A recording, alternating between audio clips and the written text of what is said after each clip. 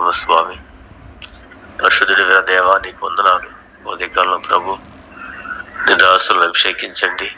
కూడి వచ్చిన తండ్రి ప్రజలందరూ కూడా నీ వాక్కు ద్వారా దీవించి, అయ్యా నీ మనసులో మర్మం అంతా మాకు చెప్పి బోధించమని ఆమోసు గ్రంథం చివరిలో తీసుకొచ్చిన దేవా, నీకు స్తోత్రాలు.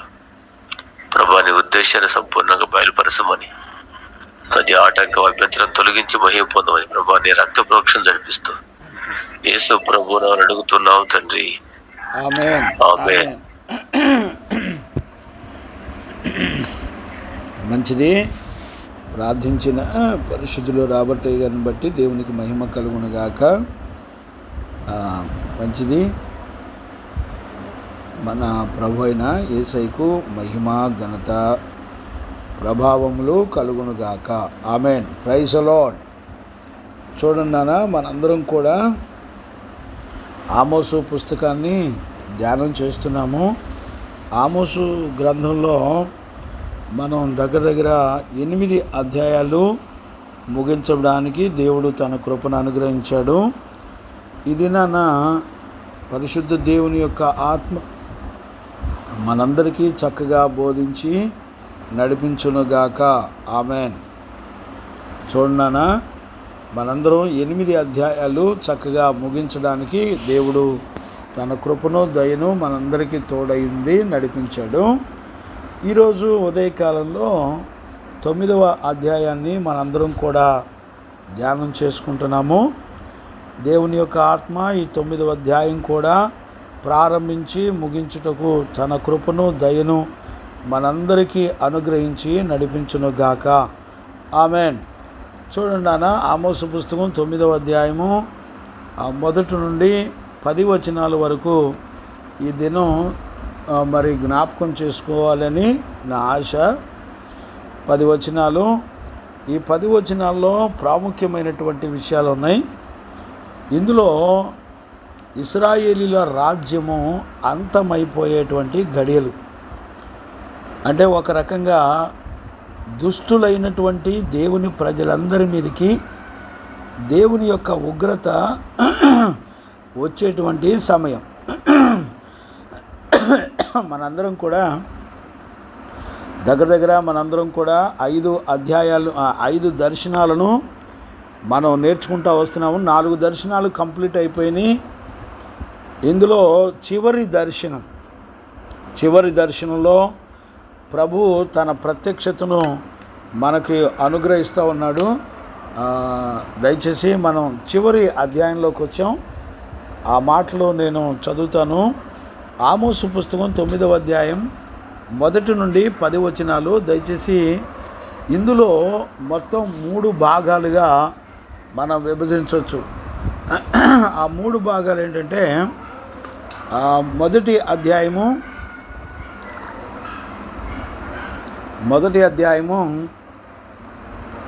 1వ వచనం నుండి 4 వచనాల వరకు దేవుడు ఎలా ఇశ్రాయేలు ప్రజలను శిక్షించబోతున్నాడో చెప్తున్నాడు.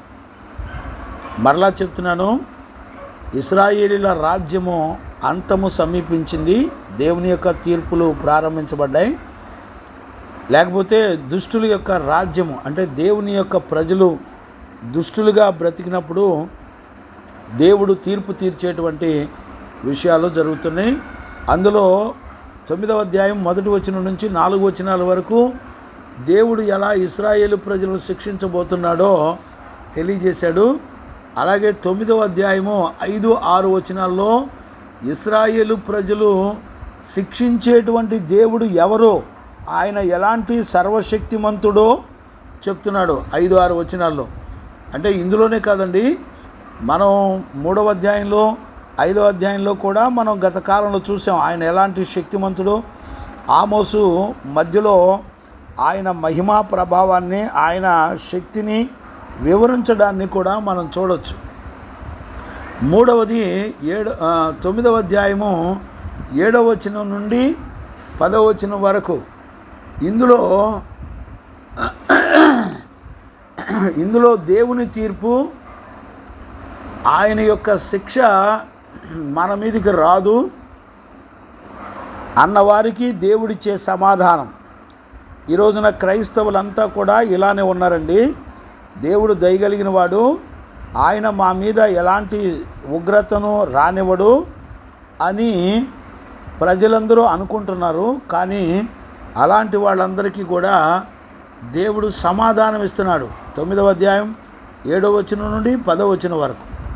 అంటే ఈ 10 వచనాల వరకు 3 భాగాలుగా మనం డివైడ్ చేయడం జరిగింది.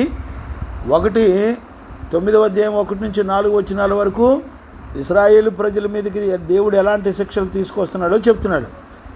రెండవది 9వ అధ్యాయం 5, 6 వచనాల్లో ఇశ్రాయేలీల దేవుడు ఎవరు, ఆయన శిక్షించే దేవుడు ఎవరు అనేది చూపిస్తున్నాడు. అలాగే మూడవది 9వ అధ్యాయం 7 నుంచి 10 వచనాల వరకు దేవుడు మా మీదకి శిక్ష రానివ్వడు, దేవుడు దయగలిగిన వాడు అని చెప్పే వాళ్ళకి ఆయన ఎలాంటి దేవుడో, ఎలాంటి తీర్పు తీరుస్తాడో చెప్తున్నాడు. అంటే 3 భాగాలుగా దీన్ని డివైడ్ చేయడం జరిగింది. దేవునికి మహిమ కలుగునుగాక. Praise the lord. ఇక్కడ మనందరం కూడా ప్రాముఖ్యమైనటువంటి విషయాలు ఇక్కడ చూడవచ్చు. ఇక్కడ జరిగేటువంటి విషయాల్లో ప్రాముఖ్యంగా ఇశ్రాయేలు ప్రజలంతా కూడా వారి పాపాన్ని పలుమార్లు దేవుడు జ్ఞాపకం చేస్తూ ఆ పాపానికి వచ్చేటువంటి శిక్షణ గురించి ఇశ్రాయేలు ప్రజల గురించి దగ్గరగా 2వ అధ్యాయం 6వ వచనం నుండి దేవాది దేవుడు ఆమోసు ద్వారా వాళ్ళ పాపానికి వచ్చే శిక్ష, వాళ్ళ గురించి అంతము ఎలా వస్తుందో, వాళ్ళ ముగింపు ఎంత భయానకంగా ఉంటుందో ఆ దేవుడు వారికి చెప్తూ వచ్చాడు. అంతేకాకుండా వాళ్ళందరూ కూడా ధనాపేక్ష కలిగిన వాళ్ళై మరి దేవుడిచ్చిన రక్షణను, మారు మనసును విడిచిపెట్టి దేవాది దేవుని విడిచిపెట్టి వాళ్ళు విగ్రహముల తట్టు తిరిగి ధనాపేక్ష గలవారై పేదలను కనికరము లేకుండా దోచుకొని ఒక చెప్పులు వేసుకోవాలంటే ఒక నమ్మేసి చెప్పులు కొనుక్కునేటువంటి రకం గమనించారా? అంటే ఇంచుమించుగా భూమండలం మీద అన్యజనుల కంటే కూడా దేవుని ప్రజలు చాలా భయానకమైనటువంటి పరిస్థితుల్లో జీవించడాన్ని మనం ఈ ఆమోసు గ్రంథంలో చూడవచ్చు. గమనించారా? ఆ రోజున ఇశ్రాయేలు ప్రజల్లో జరుగుతున్నటువంటి పరిస్థితులే ఇక్కడ మనం కనులారా చూస్తున్నాం. గమనించారా నాన్న? కాబట్టి ఈ పరిస్థితులు ఇలా ఉండగా ఇశ్రాయేలు ప్రజలు వాస్తవానికి ఈ శిక్షా విధులు దైవజనుల ద్వారా చెప్పబడుతున్నప్పుడు చాలామంది వాస్తవానికి దేవుని ప్రజలైతే ఏం చేస్తారు అంటే పశ్చాత్తాపడి దేవుని సన్నిధిలో అంగలార్చి దిద్దుకొని ఆ ఉగ్రత రాకుండా ఉండడానికి చాలా దిద్దుబాటు చేసుకొని వాళ్ళు పశ్చాత్తాపడాలి. కానీ ఇక్కడ విషయం ఏంటంటే ఈ 9వ అధ్యాయంలో ఈ మొదటి వచనం నుండి 10 వచనాల్లో అతి ప్రాముఖ్యమైనటువంటి విషయాలు ఉన్నాయి. ఏంటి అంటే ఇశ్రాయేలు ప్రజలంతా కూడా ఏమని చెప్పుకుంటున్నారో తెలిసిన ఇశ్రాయేలు ప్రజలంతా కూడా చూడండి నాన్న, 10వ వచనం చదువుతాను చూడండి. 9వ అధ్యాయం ఆమోసు పుస్తకం 9వ అధ్యాయము 10వ వచనం చదువుతున్నాను చూడండి. ఈ కీడు మనలను తరిమి పట్టదు, మన యొద్దకు రాదు అని నా జనులలో అనుకొను పాపాత్ములందరూ ఖడ్గము చేత చతురు. వాక్యాన్ని వింటున్న దేవుని పిల్లరా, చెవి గలవారు విందురుగాక. మరలా చదువుతున్నాను చూడండి.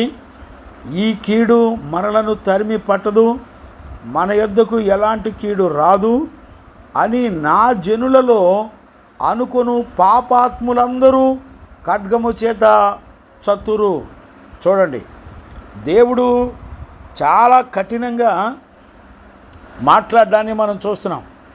ఇశ్రాయేలు ప్రజలు ఏమంటున్నారంటే మాకు అసలు ఏ కీడు రాదు, దేవుడు దయగలిగిన వాడు, ప్రేమ కలిగిన వాడు, ఆయన మమ్మలను క్షమిస్తాడు, మేమేం చేసినా కూడా ఆయన ఏమీ అనడో, చాలా మంచి దేవుడు అని ఈ రోజుల్లో దుర్బోధకులు కంఠాపదంగా వాళ్ళు దుర్బోధకులు, ప్రసంగాలు చేసేవాళ్ళుగా ఉన్నారు. బిడ్డలారా, దేవుడు ఏమంటున్నాడో తెలిసిన ఖచ్చితంగా చెప్తున్నాడు ఆయన. పాపాత్ములంట, నా జనులు పాపాత్ములైన వారందరూ కూడా ఖడ్గము చేత చతురు. చూడండి, దేవుని ప్రజలే, దేవుడు ఏమంటున్నాడు తెలిసిన, మీరందరూ పాపాత్ములు. గమనించారా? ఎవరిలో పాపం ఉంటుందంట? పాపం ఎవరిలో ఉంటుందండి? చెవి గలవారు విందురుగాక. దేవుని పిల్లరా, ఒక తండ్రిగా నేను మిమ్మల్ని బతిలాడుకుంటున్నా, చెవి గలవారు విందురుగాక. చూడండి, పాపాత్ములు అందరూ ఖడ్గము చేత చతురు. ఎవరు పాపాత్ములు? ఎవరిని పాపాత్ములు అంటున్నారు? పాపం చేసిన శిక్ష రాదు, దేవుడు ప్రేమ కలిగినవాడు, దేవుడు కనికరమ కలిగినవాడు అని చెప్పుకునేవాళ్ళు దేవుని దృష్టికి పాపులు. వింటున్నారా? అర్థమవుతుందా? ఏమీ అర్థం కాదండి. ఈరోజు ఉదయకాలంలో దేవుని వాక్యాన్ని వింటున్న దేవుని పిల్లరా, దయచేసి మీరు నిద్రలో పోవద్దు. దయచేసి మీ మోకాలు కడుక్కొని కూర్చోండి. బిడ్డలారా, మీరు నిర్లక్ష్యంగా విని దేవుని కృపను పోగొట్టుకోవద్దు. ఉదయకాలంలో దేవుని స్వరాన్ని వినటం మనకెంతో ధన్యత. దేవుని స్వరం చెప్తుంది, దేవుడు మనకే శిక్ష వేయుడు, ఆయన కనికరం గలవాడు, దయగలవాడు, ఆయన చెప్పిన కీడు మన మీదకి అసలు రాదు అని చెప్పుకునేవాడే నెంబర్ 1 పాపి. అర్థమైందండి? పాపులు ఎవరో తెలుసునా? మా మీదకి ఏమీ రాదు, దేవుడు ప్రేమ కలిగిన వాడని చెప్పేవాళ్లే దేవుని దృష్టికి నెంబర్ 1 పాపులు. గమనించారా? దేవునికి మహిమ కలుగునుగాక, దేవునికి మహిమ కలుగునుగాక. అంతేకాకుండా ఇంకొక మాట కూడా ఇక్కడ చెప్పబడింది. ఏం మాట అంటే 4వ వచనం కూడా మనం చూడవచ్చు. చివరిలో ఆమోసు పుస్తకం 9వ అధ్యాయం 4వ వచనాన్ని కూడా నేను చదువుతున్నాను. చూడండి, తమ శత్రువుల చేత వారు చెరపట్టబడినను అచ్చట నేను ఖడ్గమునక ఆజ్ఞ ఇత్తును, అది వారిని హతము చేయును, మేలు చేయుటకు కాదు కీడు చేయుటకే నా దృష్టి వారి మీద నిలుపుదును. చూసారా? దేవుని యొక్క కనుదృష్టి ఇశ్రాయేలీల మీద పెట్టాడట. ఆయన కనుదృష్టి ఉన్నప్పుడు ఏం జరుగుతుందంటే, మేలు చేయడానికి కాదు, నేను కీడు చేయడానికే నేను వచ్చాను. నా కనుదృష్టి వారి మీద పెట్టింది దేనికో తెలిసిన, వాళ్ళకి కీడు చేయడానికే. ఒకవేళ శత్రువులు తరముగా ఎవడైనా పారిపోవాలనుకుంటే వాణ్ణి ఖడ్గము చేత వారిని చంపించేస్తాను. చూడండి, దేవుడే ఇశ్రాయేలు ప్రజలకు శత్రువు అయిపోయాడు. ఏమండి, వింటున్నారా? ఇంత పరిస్థితులు జరుగుతున్నా ఇశ్రాయేలు ప్రజలు మాత్రం ఏమంటున్నారో తెలిసిన, మాకేం కాదు, దేవుడు మమ్మలను క్షమిస్తాడు, మా మీదకి ఎలాంటి ఉగ్రత రాదు అని మాట్లాడుకుంటున్నారట. వాళ్ళు చెప్పుకుంటున్నారట. చూడండి, ఎంత భయానకమైనటువంటి విషయం. ఈ రోజుల్లో సంఘాల నిండా ప్రజలు ఏమని బోధించబడి చెప్పుకుంటున్నారు తెలిసిన, దేవుడు నేనేం చేసినా దేవుడు క్షమిస్తాడు, ఆయన విస్తారమైన కృప కనికరములు నాకు తోడున్నాయి అని చెప్పుకుంటున్నారు. వాక్యాన్ని వింటున్న దేవుని పిల్లరా, జాగ్రత్త. పాపిని దేవుడు ఒకవేళ కనికరించొచ్చేమో కానీ పాపాన్ని మాత్రం దేవుడు ఎన్నడూ కూడా కనికరపడడు. పాపిని కనికరించవచ్చు, కానీ పాపాన్ని ద్వేషించే దేవుడు ఆయన. ఏ మనిషిలో పాపం ఉంటుందో ఆయన ఖచ్చితంగా పాపానికి శిక్ష వేసేటువంటి దేవుడు అనేటువంటి సంగతిని దయచేసి మనం అందరం కూడా గుర్తుపట్టాలి అని దేవుని యొక్క వాక్యం చెప్తుంది. దేవునికి మహిమ కలుగునుగాక. చూడండి అన్న, ఈ ఆమోసు పుస్తకం 9వ అధ్యాయం, మరి ఈ దుష్టుల యొక్క, అంటే దేవుని మాట వినకుండా నడిపించబడే వాళ్ళ మీదకి దేవుని యొక్క తీర్పు వచ్చి పడుతుంది. చూడండి, నేను 9వ అధ్యాయం 1వ వచనం నుండి చదువుతాను చూడండి, దయచేసి జాగ్రత్తగా అర్థం చేసుకోండి. 1వ వచనం నుండి 4 వచనాల వరకు ఎలాగా ఇశ్రాయేలు ప్రజలను దేవుడు శిక్షించబోతున్నాడో దేవాది దేవుడు చెప్తున్నాడు. ఇది మొత్తం ఈ 9వ అధ్యాయం అంతా కూడా 2 సెక్షన్లుగా మనం డివైడ్ చేయొచ్చు. ఒకటి 1వ వచనం నుంచి 10 వచనాల వరకు ఒక సెక్షను, 2వ సెక్షను 11వ వచనం నుంచి 15 వరకు 2వ సెక్షను. ఈ 2 సెక్షన్లతో ఈ 9వ అధ్యాయం ముగించబడుతుంది. ఇంకా నాకు తెలిసి 2 లేక 3 సెక్షన్లు ఉండొచ్చేమో అని అనుకుంటున్నాను. ప్రభు మాట్లాడతాడు. దేవునికి మహిమ కలుగునుగాక. నేను చదువుతున్నాను చూడండి. యెహోవా బలిపీఠమునకు పైగా నిలిచి ఉండుట నేను చూచితిని. అప్పుడు ఆయన నాకు ఆజ్ఞాపించినది ఏమనగా గడపలు కదిలిపోవునట్లుగా పై కమ్ములను కొట్టి వారందరి తలల మీద వాటిని పడగొట్టుము. తర్వాత వారిలో ఒక్కడును తప్పించుకొను వారిలో ఎవడును బ్రతకకుండను. నేను వారినందరినీ ఖడ్గము చేత వధింతును. చూడండి, ఎక్కడ చూసినా నేను శిక్షిస్తున్నాను, నేను ఒక్కడు కూడా తప్పించుకోకుండా ఖడ్గము చేత వధిస్తున్నాను అని అక్కడ దేవుడు మాట్లాడుతున్నాడు. నేను నేను నేను అనే మాట. దేవుని పిల్లలారా, దయచేసి ఈ ఉదయకాలంలో దేవుని యొక్క వాక్యాన్ని వింటున్న దేవుని పిల్లలారా, ఒక తండ్రిగా దైవజనుడిగా నేను మిమ్మల్ని బతిమలాడుకుంటున్నాను. చెవిగలవారు విందురుగాక. చూడండి, దేవుడే శిక్షించబోతున్నాడు. విషయం ఏంటో చెప్పనా? భూమండలం మీద అత్యధికంగా పాపికి సహాయం చేసి కాపాడేవాడు దేవాది దేవుడు. అంత గొప్ప దేవుడు ఈ భూమండలం మీద ఎవరూ లేరు.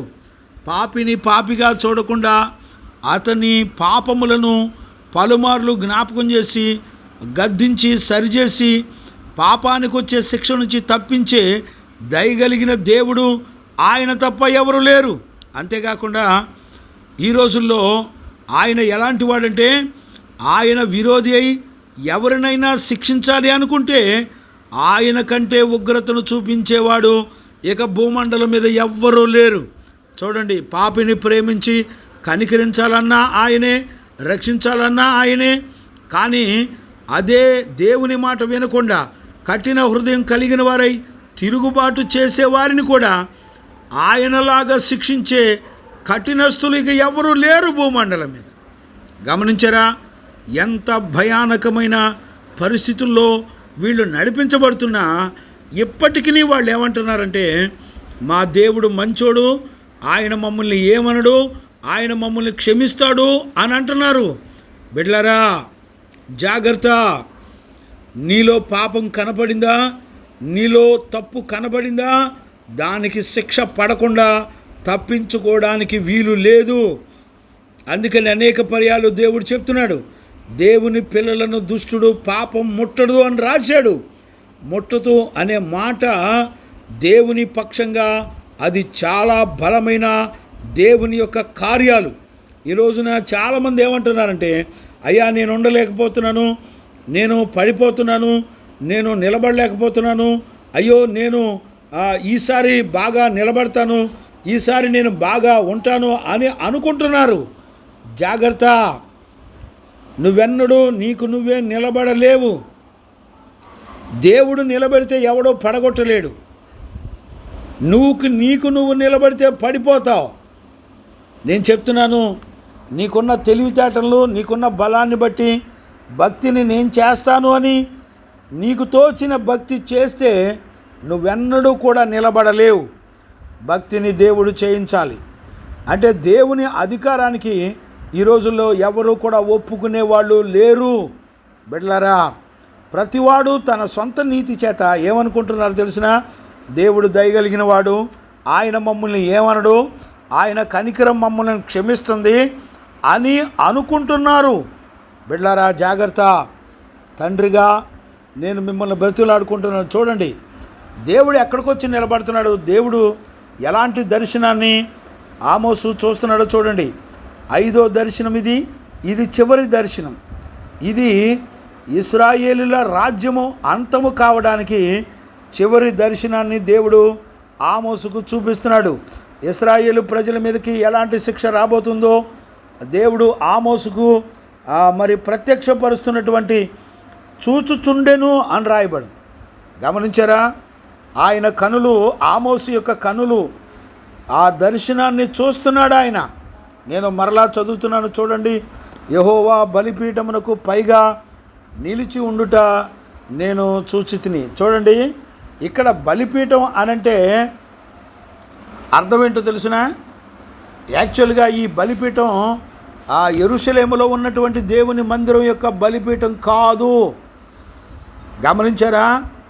ఈ బలిపీఠం ఎక్కడిదంటే బేతేలు, గిల్గాలు అని, బేర్షెబా అని చెప్పుకుంటున్నారు కదా, ఆ బలిపీఠం.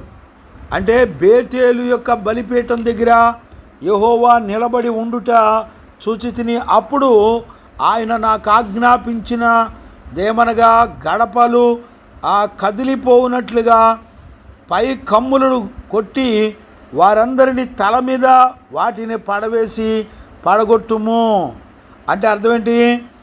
చూడండి, ఆ రోజుల్లో ఒక మందిరాల్ని ఎలా కట్టేవాళ్ళంటే ఆ రోజుల్లో మందిరాల్ని చక్కగా ఆ పిల్లర్స్ మీద, అడ్డ కమ్మిల మీద పైన కప్పంతా కూడా నిలబెట్టేవాళ్ళు. దేవుడు ఏమంటున్నాడంటే ఆ అడ్డకమ్ములు, ఆ పిల్లర్స్ని, ఆ గడపను కొట్టినప్పుడు అది అమాంతంగా పిల్లర్సు, స్లాబు అంతా కూడా కూలి పడిపోద్ది. ఇప్పుడు దేవుడు ఏమంటున్నాడంటే అక్కడ లోపల, మందిరం లోపల ఉన్న ప్రజలందరి మీదకి ఆ మందిరం కూలి వాళ్ళ తలల మీద పడి తలలు పగిలిపోయి అక్కడికక్కడే శవాలై గుట్టలుగా పడిపోతారు అని చెప్తున్నాడు. అంతేకాకుండా ఒకడు ఎవడైనా ఆ మందిరంలోంచి తప్పించుకొని బయటికి పారిపోవాలని ప్రయత్నం చేస్తే బయటకు వచ్చిన తర్వాత కూడా ఒక్కడిని కూడా విడిచిపెట్టడంట. బయటకు వచ్చిన తర్వాత ఒక్కడిని కూడా విడిచిపెట్టకుండా అందరి మీదకి దేవుని యొక్క ఉగ్రత చూసారా? ఆయన ఖడ్గము ఎవడు ఎక్కడున్నా కూడా చంపించేస్తాడట. అంటే అర్థం ఏంటి? భూమి నాకు తెలిసి అలాగా కదిలించబడాలంటే ఆ మందిరం ఒకటి ఆ భూకంపం అయినా రావాలి, లేదా శత్రువులైనా కూడా పట్టుకోవాలి. ఇప్పుడు శత్రువులు పట్టుకున్నారనుకోండి, అది కూలిపోయినప్పుడు దాని లోపల చచ్చిపోతారు. మిగిలిన వాడు ఎవడైనా బయటకు వస్తే ఖడ్గము చేత చంపించబడతారు. ఒకటి ఇదైనా జరిగి ఉండాలి, లేదా ఆ భూకంపం వచ్చి ఆ మందిరాలు మొత్తం కూలిపోయి శవాలు గుట్టలుగా అయినా పడుండాలి. గమనించారా? మొదటి వచనంలోనే దేవుడు ఆమోసుకు చూపిస్తున్న దర్శనంలో ఎక్కడ దెబ్బ కొడుతున్నాడో తెలిసిన? మేము ఏ బేతేలులో గిల్గాలును మేము నమ్ముకున్నామో అక్కడ దేవుడు, ఎక్కడైతే దేవుని మందిరాలు ఉన్నాయో, ఎక్కడైతే ప్రతిష్ఠించబడిన స్థలాలు ఉన్నాయో అక్కడికి దేవుని ఉగ్రత దిగి రావడాన్ని మనం చూస్తున్నాం. ఏ మందిరానికి వెళ్ళి మేము మందిరానికి వెళ్తున్నాం, దశంభాగాలు ఇస్తున్నాం, మేము పండగలు చేస్తున్నాం, మేము ఆచారాలు చేస్తున్నాం అని చెప్పుకుంటున్నారో దేవుడు మొట్టమొదట శిక్ష మందిరాల మీదకి, ఆ మందిరాల్లో వెళ్ళే వాళ్ళ మీదకి, ఆ మందిరాలు స్లాబులు కూలిపోయి పడిపోయేటట్టు వాళ్ళ తలల మీద పడి తలలు పగిలిపోయి వాళ్ళు చచ్చేటట్టు దేవుడు చేస్తున్నాడు. అంతేకాకుండా ఎవడైనా తప్పించుకుంటే శత్రువులు చుట్టుముట్టి వాళ్ళని పట్టుకొని చంపేస్తున్నారట. గుర్తుపట్టారా? దేవుని యొక్క వాక్యంలో చెప్పబడింది కదా. చూడండి నాన్న, 7వ అధ్యాయంలో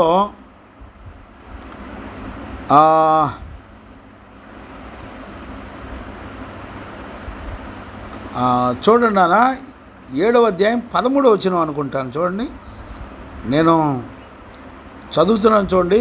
బేతేలు యొక్క ప్రతిష్ఠా స్థలము రాజధాని పట్టణమై ఉన్నందున నీవికను దానిలో నీ వార్త ప్రకటన చెయ్యకూడదు. చూసారా, బేతేలులో ఆమోసు ప్రవక్తని వాక్యం చెప్పొద్దు, ప్రవచనం చెప్పొద్దు అని అమధ్య బెదిరిస్తున్నాడండి. గుర్తుపట్టారా? ఈరోజు నాకు గ్రహించగలుగుతున్నారా? దేవునికి మహిమ కలుగునుగాక. Praise the lord. చూడండి, ఖచ్చితంగా వాళ్ళు చెప్తున్నారు, మా బేతేలు మందిరంలో ప్రతిష్ఠించబడిన స్థలంలో ఆమోసు నువ్వెక్కడా నీ ప్రవచనం మాకు చెప్పొద్దు. అమధ్య యాజకుడు ఏమండి, అక్కడ విగ్రహాలు పెట్టుబడిన యాజకత్వం చేస్తున్నారు. ఏ మందిరాలు చూసినా విగ్రహాలే. ఏ దైవజనుడు చూసినా భార్యని విగ్రహంగా చేసుకునేవాడు, వాడి రోగాన్ని విగ్రహంగా చేసుకునేవాడు, వారి పిల్లల్ని విగ్రహంగా చేసుకునేవాడు. ఫోటోలు, వీడియోలు ఏమండి గమనించారా? ఏ మందిరాలు అయితే విగ్రహాలు ఉన్నాయో ఆ మందిరాల మీదకి దేవుని యొక్క ఉగ్రత దిగి వస్తూ ఉంది. ఈ రోజుల్లో గుర్తుపట్టగలిగిన వాళ్ళు ఎవరూ లేరు. చూడండి, ఆమోసు పుస్తకం 3వ అధ్యాయం 14వ వచనం కూడా నేను చదువుతాను. చూడండి, ఇశ్రాయేలు వారు చేసిన దోషములను బట్టి నేను వారిని శిక్షించు దినమున బేతేలులోని బలిపీఠమును నేను శిక్షింతును. వింటున్నారా? ఆ బలిపీఠపు కొమ్ములను తెగవేయబడి నేల రాలును. చూసారా, ఈ మాట బేతేలు యొక్క మందిరము శిక్షించబడును అనేటువంటి సంగతి ఎక్కడో 3వ అధ్యాయం 14వ వచనంలోనే చెప్పేశాడు దేవుడు. కానీ వీళ్ళు నమ్మలా. చూసారా, ఇశ్రాయేలు ప్రజలు నమ్మలా. వాళ్ళు ఏమంటున్నారంటే, అయ్యా మా దేవుడు మంచోడు, ఆయన మమ్మల్ని ఏమి శిక్షించడు, ఆయన కనికరం కలిగిన దేవుడు, ఆయన మమ్మల్ని ఐగుప్తుల నుంచి విడిపించాడు కాబట్టి, రక్షించి కాపాడి తీసుకొచ్చాడు కాబట్టి ఆయన మమ్మల్ని శిక్షించడు అని చెప్పుకుంటున్నారంట. అలాంటి వాళ్ళని జీవము గల దేవుడు ఏమన్నా చేసిన, నా జనులైన పాపులైన నా జనులు అని అంటున్నాడు. ఎవరు పాపులో తెలుసా? దేవుడు శిక్షించడు, మమ్మల్ని కనికరిస్తాడు, క్షమిస్తాడు అనుకునేవాళ్లే నెంబర్ 1 పాపులు అని వాక్యం చెప్తుంది. వినేవాళ్ళు ఎవరున్నారు? గ్రహించేవాళ్ళు ఎవరున్నారు? ప్రియ దేవుని పిల్లలు, అందుకనే ఇశ్రాయేలు వారు చేసిన దోషమును బట్టి నేను వారిని శిక్షించు దినమున బేతేలులో బలిపీఠమును నేను శిక్షించును. ఏమండి, బేతేలులో బలిపీఠాన్ని దేవుడు ఎందుకు శిక్షించాలి? కారణం ఏంటి అంటే, బేతేలు మందిరంలో విగ్రహాలు ఉన్నాయి. ఏ మనిషి జీవితంలో విగ్రహాలు ఉన్నాయో అలాంటి వారికి దేవుడు ఖచ్చితంగా శిక్ష వేసే దేవుడు. దయచేసి చెవి గలవారు విందురుగాక. దేవునికి మహిమ కలుగునుగాక. చూడండి నాన్న, 9వ అధ్యాయం 2వ వచనాన్ని కూడా నేను చదువుతాను. చూడండి, 2వ వచనం, వారు పాతాళములో చొచ్చి పోయినను అచ్చట నుండి నా హస్తము వారిని బయటికి లాగును, ఆకాశమునకెక్కి పోయినను అచ్చట నుండి వారిని దింపి తెచ్చెదను. వింటున్నారా? కొంతమంది ఇక్కడ చూడండి, వారు పాతాళములో చొచ్చిపోయినను అంటే అర్థం ఏంటి? అంటే దాని అర్థం ఏంటో తెలిసిన, ఇప్పుడు భూమిని కనుక తవ్వి అండర్ గ్రౌండ్లో దాక్కున్నా కూడా, ఏమండి అర్థమైందండి? అంటే ఇంచుమించుగా భూమి లోపల అగ్నిమయమై ఉండును అని దేవుడు చెప్తున్నాడు. అంటే వీళ్ళు ఇప్పుడు చూడండి, ఇశ్రాయేలు దేశంలో యుద్ధాలు వస్తే బంకర్ల కిందకి వెళ్తారండి. భూమి కింద బంకర్లు కట్టుకున్నారు. అర్థమైందా? ఒకవేళ దేవుడు మీరు బంకర్ లాంటి కట్టుకొని భూమి లోపల దాక్కున్నప్పటికీ కూడా దేవుడు ఎవరిని విడిచిపెట్టకుండా ఆయన ఖచ్చితంగా శిక్షిస్తాను అంటున్నాడు. నా హస్తము వారిని బయటికి లాగును, ఆకాశమునకెక్కిపోయినను అచ్చట నుండి వారిని దింపి తెచ్చును. ఆకాశమునకెక్కిపోయినను అంటే అర్థం ఏంటి? చూడండి, ఓబద్యాలో ఏశావు యొక్క సంతానం. ఓబద్యా పుస్తకంలో చూడండి అన్న, నేను ఆ మాటను కూడా నేను చదువుతాను చూడండి. ఓబద్యా పుస్తకం మొదటి అధ్యాయంలో వీళ్ళు ఏమంటారు చూడండి.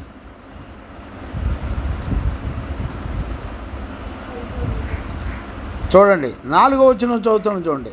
ఓబద్యా పుస్తకం 4వ వచనం చదువుతున్నాను. పక్షిరాజు గూడంత ఎత్తైన నివాసము చేసుకొని నక్షత్రములలో నీవు దాని కట్టినను అచ్చట నుండి నేను నిన్ను కింద పడవేతును, ఇదే యెహోవా వాక్కు. అంటే గర్వించిన వాళ్ళు, అంటే వాస్తవంగా 3వ వచనం కూడా చదువుతున్నాను చూడండి. ఓబద్యా పుస్తకం మొదటి అధ్యాయం 3వ వచనం. ఆ అత్యున్నతమైన పర్వతముల మీద ఆసీనుడయుండి కొండ సందులలో నివసించుచున్న వాడా, నన్ను కింద పడవేయువాడెవడు అని అనుకొనివాడా, నీ హృదయపు గర్వము చేత నీవు మోసపోతివి. ఏమండి, ఏశావు యొక్క సంతానం గర్విష్ఠులై వాళ్ళు ఎర్రని కొండల పైన బిల్డింగ్లు కట్టుకున్నారంటండి. కొండల పైన విషయం ఏంటి చెప్పనా, అక్కడి నుంచి కూడా దేవుడు వాళ్ళని పడగొడతానంటున్నాడు. వాళ్ళు గర్వించిన వాళ్ళై ఆకాశ నక్షత్రములంతా ఎత్తు కట్టుకున్నారంటండి. అక్కడి నుంచి కూడా దేవుడు వాళ్ళని పడగొట్టి వాళ్ళని శిక్ష వేస్తాను అని జీవము గల దేవుడు ఖచ్చితంగా చెప్పడాన్ని మనందరం కూడా చూస్తున్నాం. దేవునికి మహిమ కలుగునుగాక. గమనిస్తున్నారా నాన్న? కాబట్టి ఎక్కడ ఉన్నా కూడా ఆల్రెడీ ఓబద్యా పుస్తకం కూడా మనం కంప్లీట్ చేసాం. గత కాలంలో ఆల్రెడీ ఓబద్యా పుస్తకం కూడా కంప్లీట్ అయిపోయింది. గమనిస్తున్నారా నాన్న? దేవునికి మహిమ కలుగునుగాక. Praise lord. చూడండి నాన్న, ఆమోసు పుస్తకం 9వ అధ్యాయము 2వ వచనం మరలా చదువుతున్నాను చూడండి. వారు పాతాళంలో చొచ్చినను అచ్చటి నుండి నా హస్తము వారిని బయటికి లాగును, ఆకాశమునకెక్కిపోయినను అచ్చటి నుండి వారిని దింపి తెచ్చును. చూసారా? నేను అడుగుతున్నాను, దేవుని కనుదృష్టి నుండి, ఆయన చేతిలో నుండి ఏ మనుషుడు భూమండలం మీద తప్పించుకోగలుగుతాడా? ఆయన ఇక్కడ అక్కడ అని కాదుగా, ఆయన సర్వాంతర్యామి, సర్వోన్నతుడైన మహాదేవుడు. ఆయన భూప్రపంచం అంతా కూడా ఉన్న దేవుడు. గమనించారా? ఆయన నుంచి ఏ మనుషుడు కూడా తప్పించుకోలేడు. దయచేసి జాగ్రత్తగా అర్థం చేసుకోండి. 3వ వచనం నేను చదువుతున్నాను చూడండి. వారు కర్మేలు పర్వతమున దాగినను నేను దానిని వెతికి పట్టి అచ్చటి నుండి తీసుకొని వచ్చేదను. నా కన్నులకు కనబడకుండా వారు సముద్రములో మునిగినను అచ్చటికి సర్పములను నేను ఆజ్ఞ ఇత్తును, అది వారిని కరుచును. చూసారండి? ఈ 4 వచనాల వరకు వాళ్ళు ఎక్కడికెళ్ళినా తప్పించుకోలేరు అని చెప్తున్నాడు దేవుడు. వారు వారు కర్మేలు పర్వత శిఖరమున దాగినను. ఇప్పుడు దేవుడు కర్మేలు పర్వతం గురించి ఎందుకు మాట్లాడుతున్నాడంటే, ఆ కర్మేలు పర్వతం చాలా పెద్ద ఎత్తైనటువంటి పర్వతం. అంతేకాకుండా ఆ కర్మేలు పర్వతం చాలా దట్టమైన అడవి. గమనించారా? చాలా భయానకమైనటువంటి అడవి. అంటే ఆ కర్మేలు పర్వతం పైన ఉన్నటువంటి ఆ పర్వతం అడవి ఉంటుంది. అడవి లోపలికి ఏ మనిషి అయినా వెళ్తే అసలు కనపడ్డండి. ఎవరు ఎక్కడున్నారో కూడా ఒక్కళ్ళకు కూడా కనపడరు. అంటే వీళ్ళు కర్మేలు పర్వతానికి పారిపోయి అడవిలో దాక్కుందామని ట్రై చేసిన, అడవిలోకి వెళ్ళినా కూడా ఆయన పట్టుకొని లాక్కొచ్చి వాళ్ళను మరణాలకు అప్పగిస్తాడట. అంతేకాకుండా సముద్రంలో ఒకవేళ నువ్వు మునిగి దాక్కున్నా అక్కడ కూడా పాములకు ఆజ్ఞాపించి నిన్ను కరిపించి చంపించేస్తాడు. అంటే దేవుని ఉగ్రత నుండి ఏ మనుషుడు కూడా తప్పించుకోవడానికి వీలు లేని పరిస్థితులు అనేటువంటి సంగతి మనందరం కూడా గుర్తుపట్టాలి. గమనించారా? చూడండి నాన్న, కీర్తనల పుస్తకంలో 139వ కీర్తనలో నేను చదువుతాను చూడండి. 139వ కీర్తన 7వ వచనం నుంచి చదువుతాను చూడండి. నీ ఆత్మ యుద్ధ నుండి నేను ఎక్కడికి పారిపోదును. వింటున్నారా నాన్న? దేవుని యొక్క ఆత్మ యుద్ధ నుండి ఎవ్వడూ కూడా ఎక్కడికి పారిపోలేడు. నీ సన్నిధి నుండి నేను ఎక్కడికి పారిపోదును. నేను ఆకాశమునకెక్కినను నీవు అక్కడ ఉన్నావు. నేను పాతాళమందు పండుకొనినను నీవు అక్కడ ఉన్నావు. నేను వేకువ రెక్కలు కట్టుకొని సముద్ర దిగంతములలో నివసించినను. చూసారా? అక్కడ నీ చేయి నన్ను నడిపించును, నీ కుడి చేయి నన్ను పట్టుకొనును. ఏమండి? అంధకారము నన్ను మరుగు చేయును, నాకు కలుగు వెలుగు రాత్రి వలె ఉండు అని నేను అనుకొనిన ఎడల చీకటి అయినను నీకు కటిక చీకటి కాకపోవును. రాత్రి పగటి వలె నీకు వెలుగుగా ఉండును.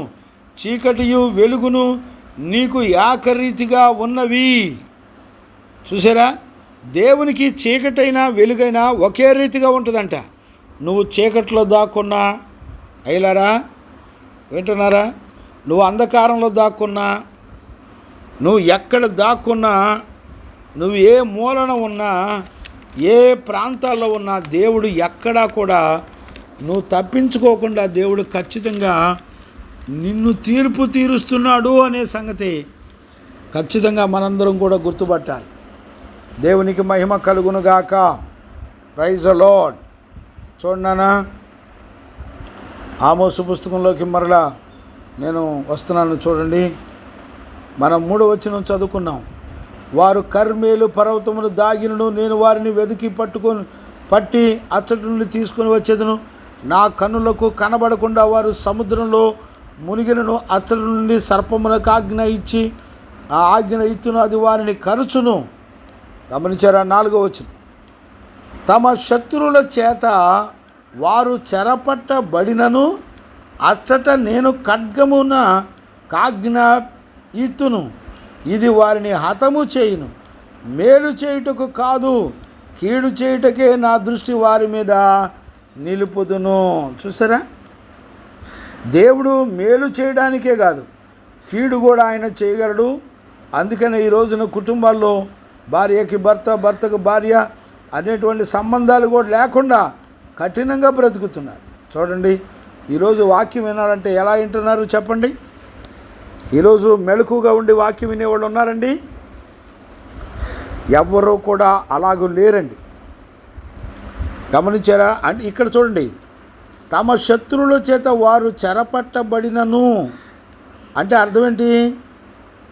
అంటే ఇప్పుడు శత్రువులు ఎదురయ్యారనుకోండి, అయ్యా నేను చచ్చిపోవడం నాకు ఇష్టం లేదు, నేను బానిసగా మీరు చెప్పినట్టు చేసి బతుకుతాను అని కాళ్ళు పట్టుకొని బేరవాడతారట శత్రువుల దగ్గరికి వెళ్ళి.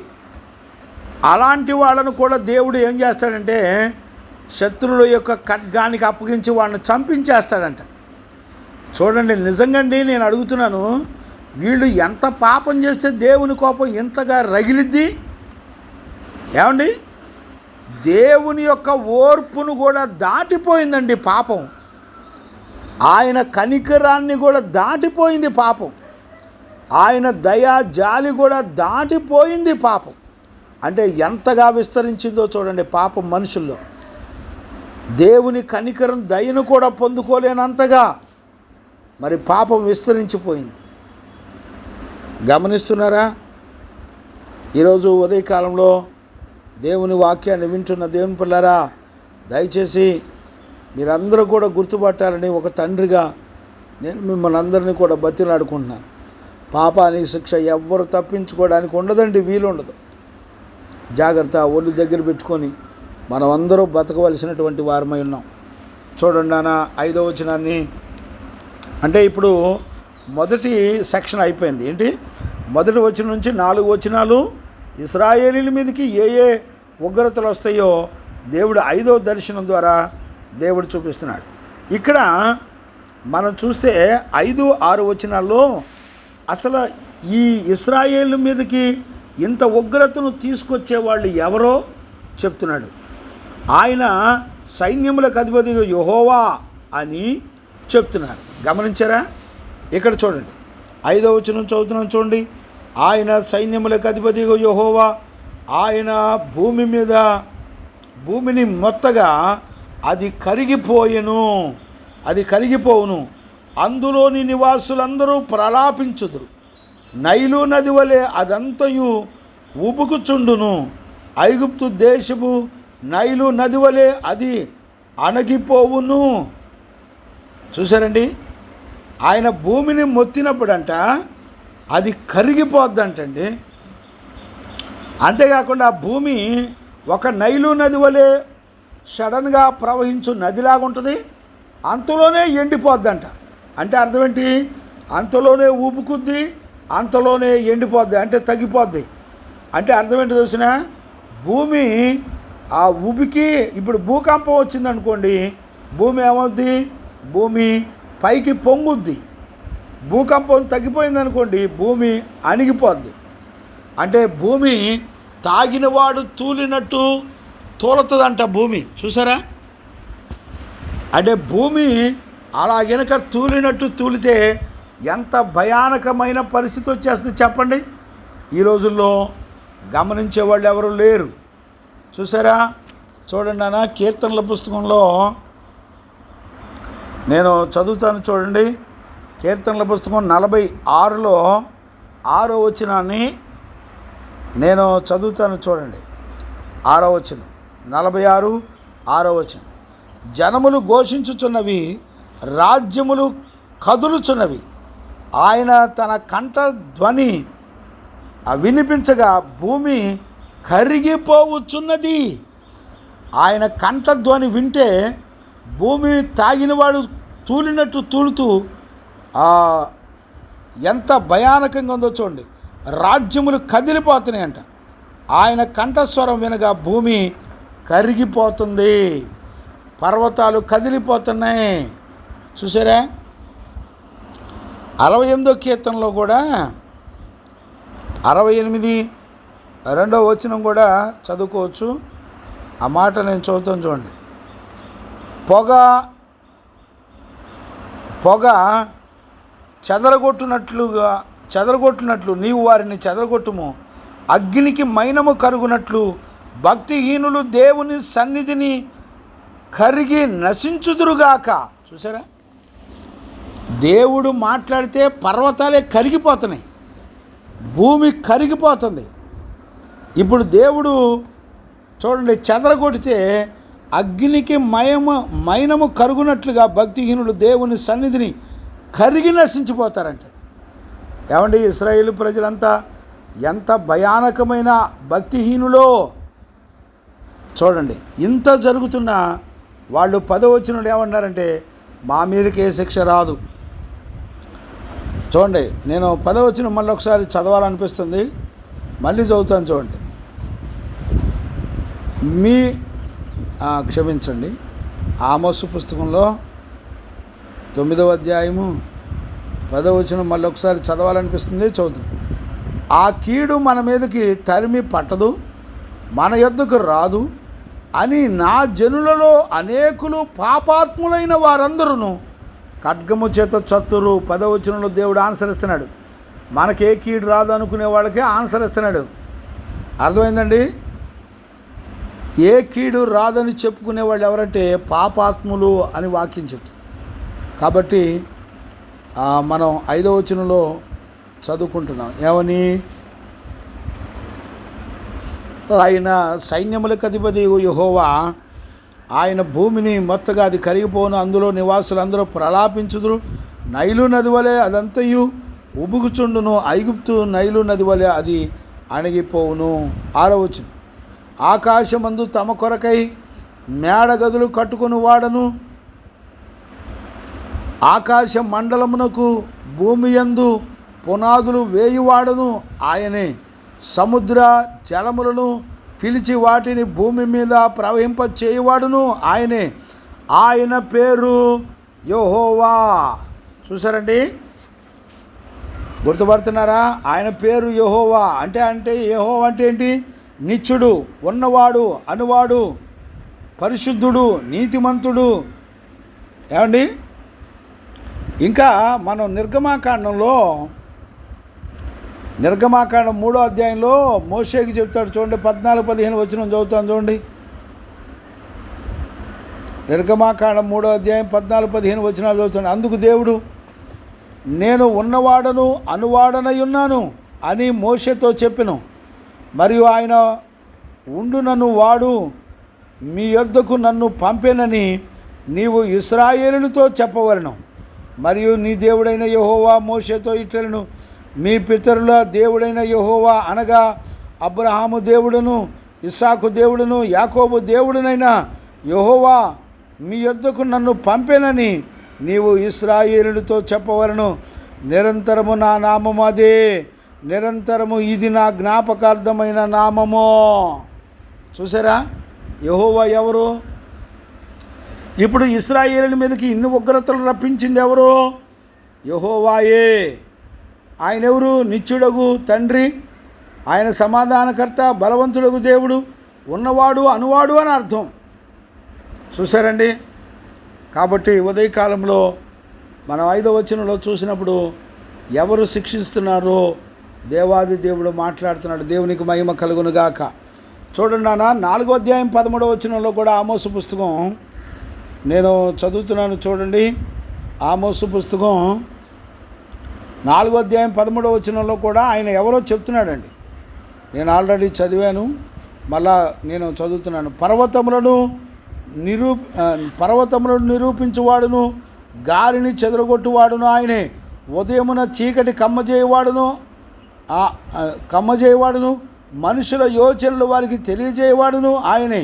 భూమి యొక్క ఉన్నత స్థలముల మీద సంచరించు దేవుడును, సైన్యములకు అధిపతియగు యెహోవా అని ఆయనకు పేరు.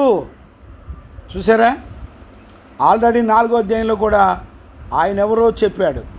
ఆయన ఎవరో తెలిసిన? పర్వతములు రూపించిన వాడంట, గాలిని పుట్టించువాడు ఆయనేనంట, ఉదయమున చీకటి కమ్మజేయవాడు కూడా ఆయనేనంట. ఏమండి, ఈ పదాలు ఏమైనా చిన్న మాటలండి?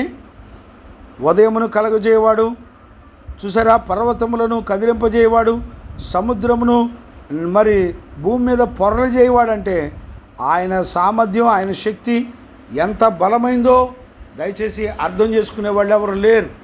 ఈరోజు దేవుని యొక్క వాక్యాన్ని వింటున్న దేవుని పిల్లరా, దయచేసి మీరందరూ కూడా గుర్తుపట్టాలని ఒక తండ్రిగా నేను మిమ్మల్ని ప్రేమతో మనవి చేస్తున్నాను. దేవునికి మహిమ కలుగునుగా. చూడండి, అట్లాగే ఇక్కడ చూడండి 5వ అధ్యాయంలో 8-9 వచనాలు కూడా అలాగే రాయబడి ఉన్నాయి.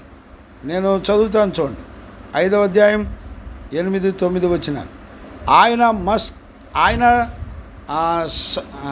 సప్త ఋషి నక్షత్రములను, మృగశీర్ష నక్షత్రములను సృష్టించినవాడు, కారు చీకటిని ఉదయముగా మార్చువాడు, పగటిని రాత్రిని చీకటి వలె మార్చువాడు, సముద్రములను పిలిచి వాటిని భూమి మీద పొరలు చేయవాడు. ఆయన పేరు యెహోవా. బలాఢ్యుల మీదకి ఆయన నాశనము తెప్పింపగా దుర్గములు పాడగును. చూసారా, ఆయన ఎవరో చెప్తున్నాడు 4:13లో, 5, 8, 9 వచనాల్లో. ఇప్పుడేమో 5వ వచనం 6వ వచనంలో దేవుడు ఎవరో, ఆయన సామర్థ్యం ఎంత బలమైందో చెప్తున్నాడు. ఈ రోజుల్లో దేవుని సామర్థ్యం ఎంత బలమైందో ఎవ్వరూ కూడా నమ్మేవాళ్ళు లేరు, చూసేవాళ్ళు లేరు, గ్రహించేవాళ్ళు లేరు. ఎంత మూర్ఖంగా ఉంటున్నారంటే ఈ రోజున ఏ మనుషుడు తప్పించుకోవడానికి వీలు లేకుండా దేవుడే యుద్ధం చేసి ప్రతి ఒక్కరిని కూడా శిక్షిస్తున్నాడు అనే సత్యాన్ని మనందరం కూడా చూస్తున్నాం. దేవునికి మహిమ కలుగునుగాక. ఆమేన్. చూడండి అన్న, నేను చదువుతున్నాను చూడండి. 6 అయిపోయింది. 7వ వచనం చదువుతున్నాను చూడండి.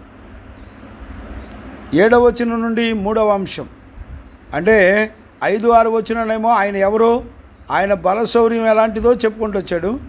ఇప్పుడు 7వ వచనం నుంచి 10వ వచనం వరకు ఏ శిక్షా విధి మా మీదకు రాదు అని చెప్పుకునే వాళ్ళకి ఆన్సర్ ఇస్తున్నాడు. చూడండి 7వ వచనం నుంచి. 7వ వచనం నుంచి నేను చదువుతాను, చూడండి. న్యాయమును అన్యాయమునకు మార్చి నీతిని నేలను పడవేయవారులారా. చూసారా, దేవుడు ఒక్కటి కూడా మర్చిపోవట్లేదు. జాగ్రత్త. న్యాయాన్ని అన్యాయంగా మార్చేసి నీతిని నేల మీద పడవేయవారులారా. 8వ వచనం, ఆయన సప్తఋషి నక్షత్రములను మొగర్శీర్ష నక్షత్రములను సృష్టించిన వాడును, కారు చీకటిని ఉదయముగాను మార్చువాడును, పగటిని రాత్రి చీకటి వలె మార్పు చేయవాడును, సముద్ర జలముల మీద పిలిచి వారిని భూమి మీద పొరలు చేయవాడును ఆయనే. గమనించారా నాన్న? దేవునికి మహిమ కలుగునుగాక. చూడండి, నేను ఎక్కడా కూడా ఏ వచనం దగ్గర ఆగట్లేదండి. నేను ఒక్కొక్క వచనాన్ని వివరించడం మొదలు పెడితే నాకు తెలిసి ఇది అవదు. అందుకని కొంచెం పరిగెత్తుతున్నాను. దయతో నన్ను ప్రేమతో అర్థం చేసుకోండి.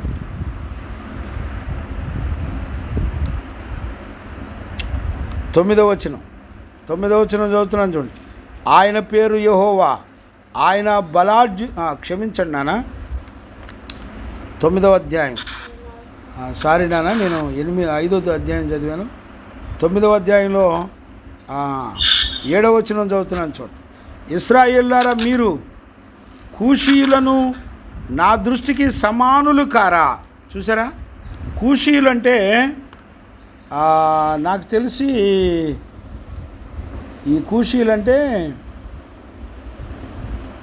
అదే నీగ్రో వాళ్ళు ఉంటారు చూడండి, ఆఫ్రికా దేశంలో అనుకుంటండి ఇది కూషీలు ఉండేవాళ్ళు. అంటే కూషీలు అనే మాట దేవుడు ఎందుకు చెప్పాడంటే, ప్రపంచంలో ఏ మూల ఏ మనుషులున్నా వాళ్ళందరూ నేను ఎరుగున్నాను అని చెప్తున్నాడు. అది కూషీలును ఇశ్రాయేలు వారులరా, మీరును కూషీలను నా దృష్టికి సమానులు కారా. అంటే అర్థం ఏంటి?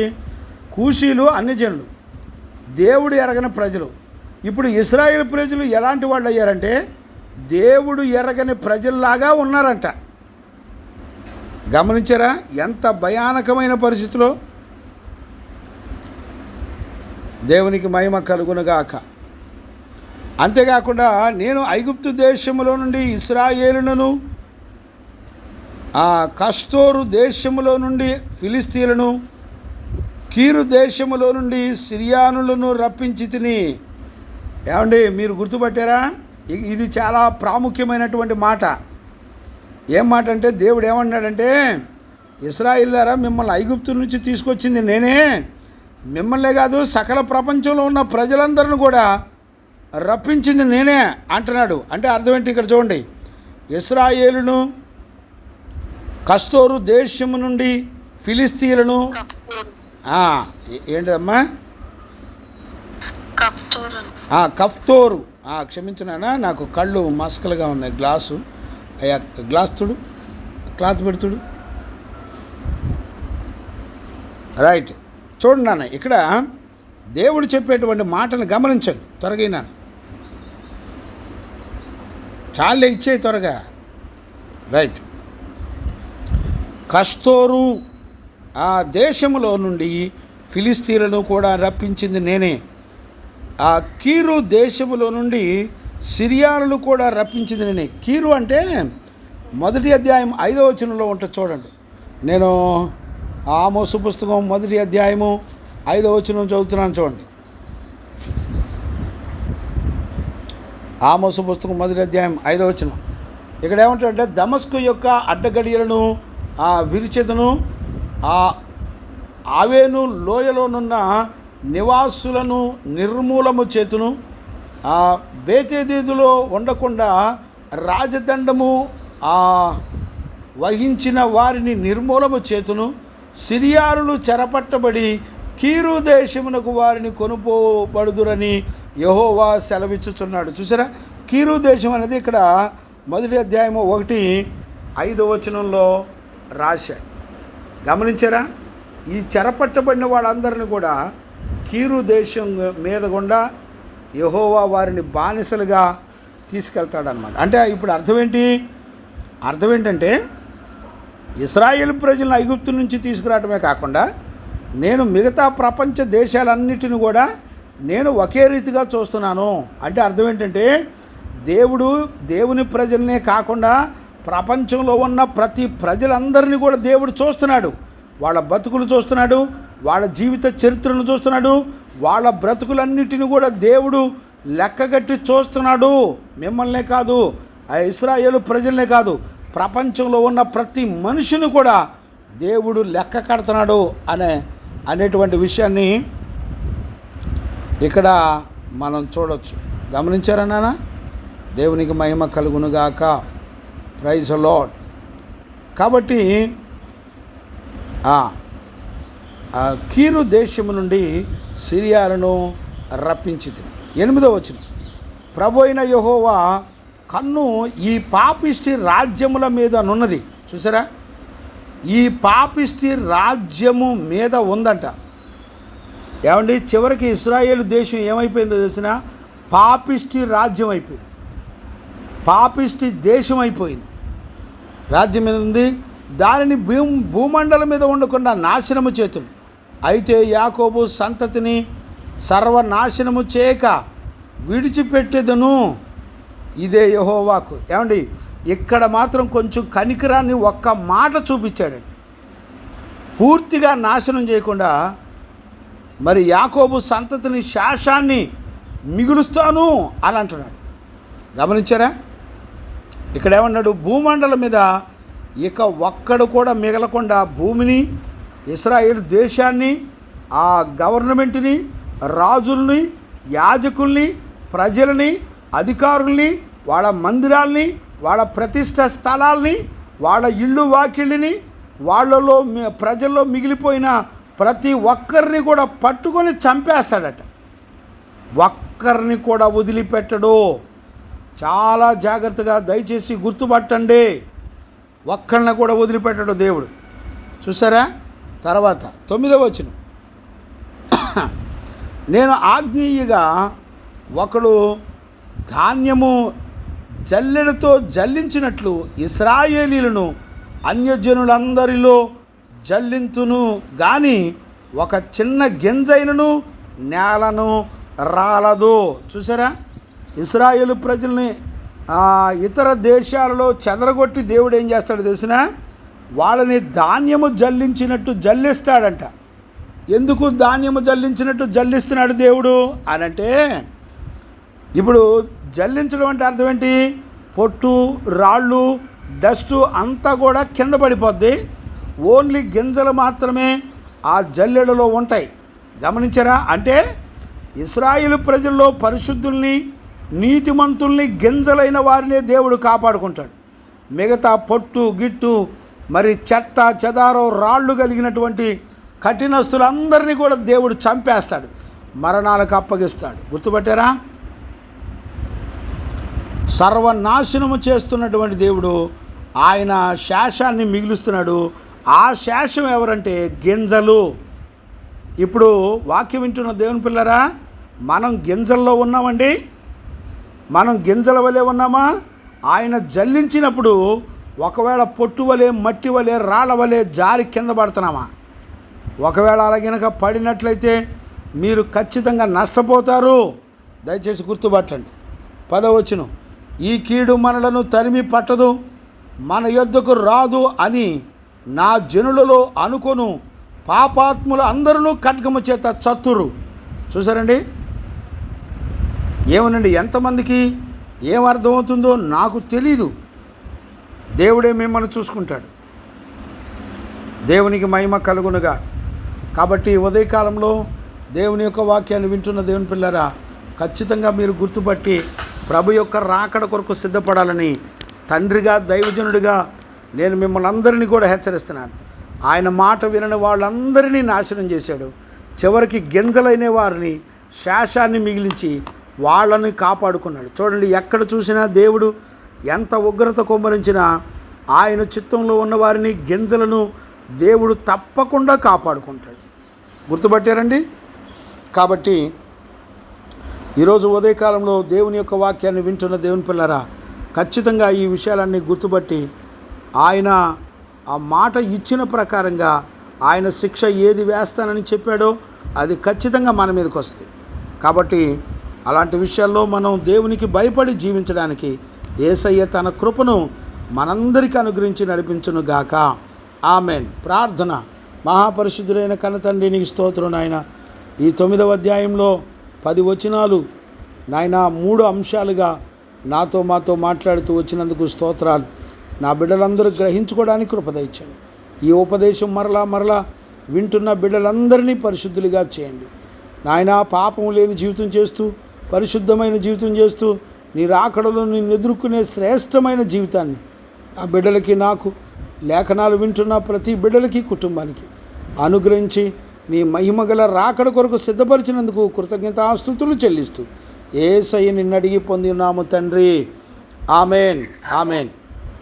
ప్రార్థన ఆలకించి అడిగినవన్నీ పొందుకునే భాగ్యం ఇచ్చి నడిపించిన యేసయ్యకు స్తోత్రము చేయుదుము. స్తోత్రం స్తోత్రం స్తోత్రం స్తోత్రం. తండ్రి, కుమార, పరిశుద్ధాత్మ దేవునికి స్తోత్రము చేయుదుము. స్తోత్రం స్తోత్రం స్తోత్రం స్తోత్రం. ఆమెన్. మన తండ్రి అయిన దేవుని నుండి, మన ప్రభు అయిన యేసుక్రీస్తు నుండి, పరిశుద్ధాత్మని యొక్క అన్యోన్య సహవాసము, సన్నిధి, సమాధానము విశ్వసించిన బిడ్డలకును సకల పరిశుద్ధులకును యేసయ్య కృప, సమాధానము మనందరికీ తోడయుండి నడిపించునుగాక.